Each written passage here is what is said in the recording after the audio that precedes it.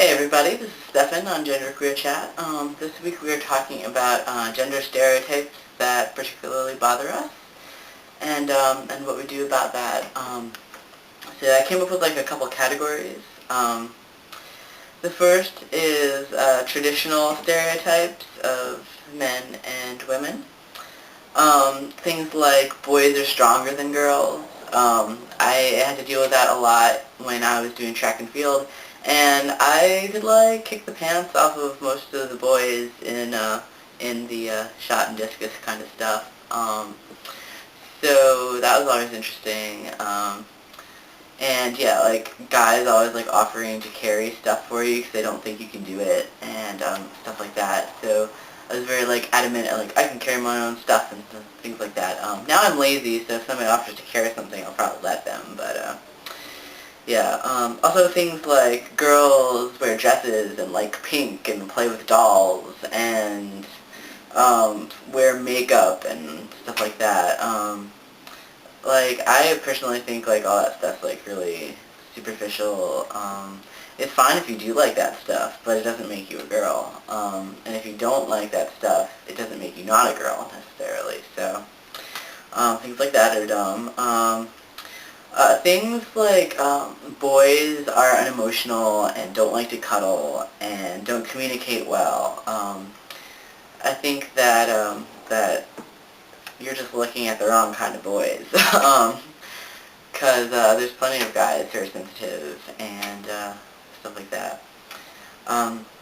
Also, I don't understand the fascination with boys and weapons.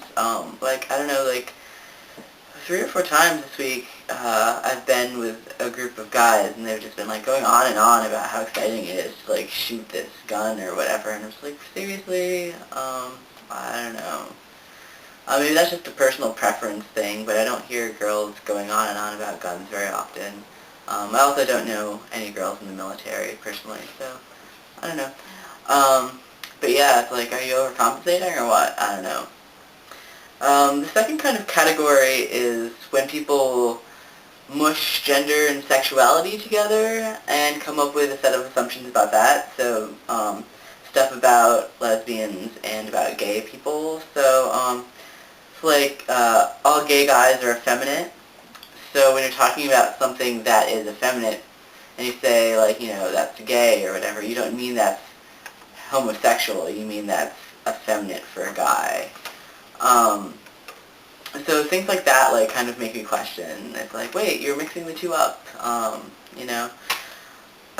Stuff like, butch girls can't like guys. I know several trans guys who, as a butch lesbian, could not express their desire to be with men because they were a little bit more masculine, and for some reason everybody wants butches to partner up with femmes, and it's not as acceptable for a more masculine females to want to be with men. But then as they transition to be men, then they're just gay, and that's fine, or queer, or what have you, and they can be openly bisexual and stuff like that. Also, like the assumption that all lesbians are butch, and that femmes that identify as lesbian are just experimenting, or are seen as straight. The whole like femme invisibility thing. I've heard a lot of my femme friends complain about that. Also, the assumption that butch girls just want to be guys. In my case, that was true, but I also didn't identify as a lesbian, like with that term, because I didn't feel completely like a woman. But I know plenty of butch lesbians who are perfectly fine being female, even though they might get mistaken for boys all the time and stuff like that. And so it's really, really important now that there's a lot more trans guys around to respect the decisions of non-trans people to not transition as well. And sort of related to that are assumptions about trans people specifically. Stuff like trans guys need to be masculine. I found that since I've transitioned, there's a little bit of like the traditional kind of gender stereotype going on, like with people wanting you to be more masculine, but I think it's even more pronounced when you get around other trans guys, and there's like this need to prove like your manliness or whatever. So there's kind of this pull to be like ultra masculine, and I don't feel like really masculine.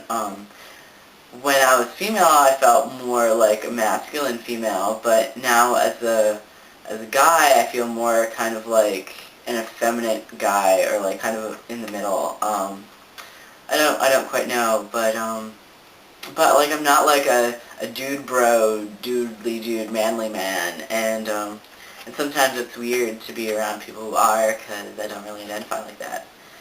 Um, and also, like, when people know that I'm trans and are trying to, like, be super accepting of it, they'll, like, kind of man it up around me and stuff like that. Like, you know, do, like, the, hey, bro, and, like, punch me in the arm. I'm just like, ow.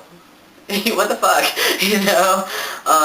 It's like, you don't need to force, you know, my gender down my throat. I know what I am. And that's great that you're cool with it, but, you know, you don't need to prove that you're cool with it to me. You know, just treat me like anybody else. Um, and also the assumption that when you're on testosterone it makes you an asshole. It doesn't. I mean, if you're an asshole beforehand, then testosterone is not going to make it any less asshole-y. But, I mean, there's plenty of nice guys out there, and you're not, like, automatically going to become something that you're not, just because you mess with your hormones a little bit. So those are some of the gender stereotypes that I come across a lot, and I'm sure I'll think about more, and I'm sure that everybody else on the channel has a lot more. But I'll leave you with that for now, and I will talk to you guys later.